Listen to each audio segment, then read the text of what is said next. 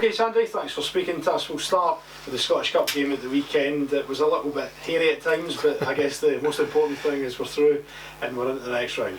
I think here is a fair description. It was always going to be a difficult game. You know, it's the type of game where over the years, you know, there's been hiccups, there's been problems for the so-called bigger club.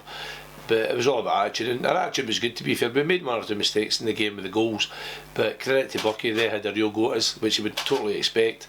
And I'm just glad it's out the road, and you know, happy we managed to win by a couple of goals. And conceding the 3 goals as well, it's not been like us in the past couple of months, because we have tightened up defensively quite a bit.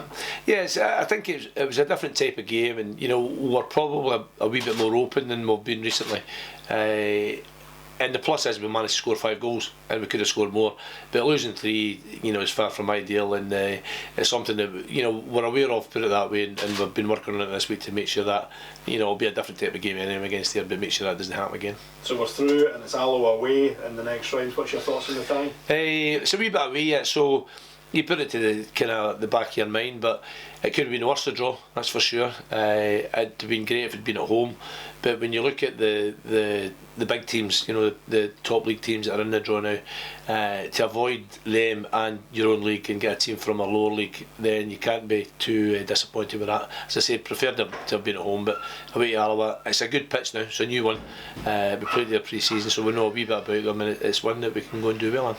Back to league business this weekend against Ayr United. It's a team we know very well over the past 18 months or so. I guess it's going to be another tough match, isn't it? Well, there's never an easy game. And I know that's a cliche, but you know, that's what, from one point of view, that's what I've found in this league. The Championship is a tight, difficult league to try and win games. And Ayr United, we know them from last season, as you said. Alan and I went to see them playing at Wraith Rovers 10 days ago. And I went to Brecon to watch them on Tuesday night against Brecon, obviously in the Cup.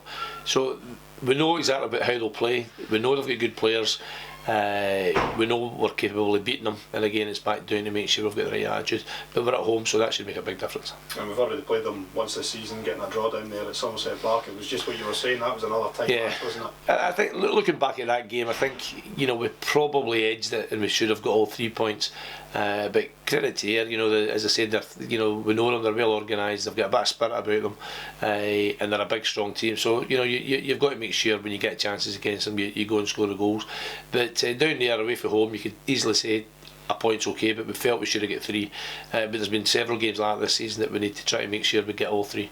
And Saturday, you know, where we are in the league now, Saturday is a good time to get 3 points. They were our main rivals in the league last season. We played them in the Cup as well. We've already played them this season. Is there a bit of rivalry between the sort of management teams and squads as well, do you reckon? I don't see any need for that. I think maybe the rivalry comes a wee bit more from their side.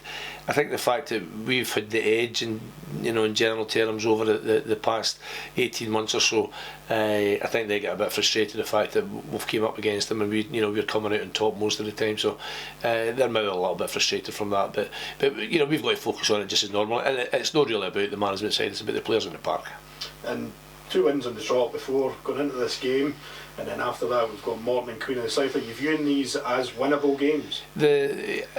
You've summed up fairly well. We've got to take, the old cliche again, one step at a time, one game at a time. But there's no doubt we're disappointed where we are in the league, and we're disappointed with a lot of the results we've had, and we feel that in a lot of the games we should have got something out of them, but the bottom line is we didn't.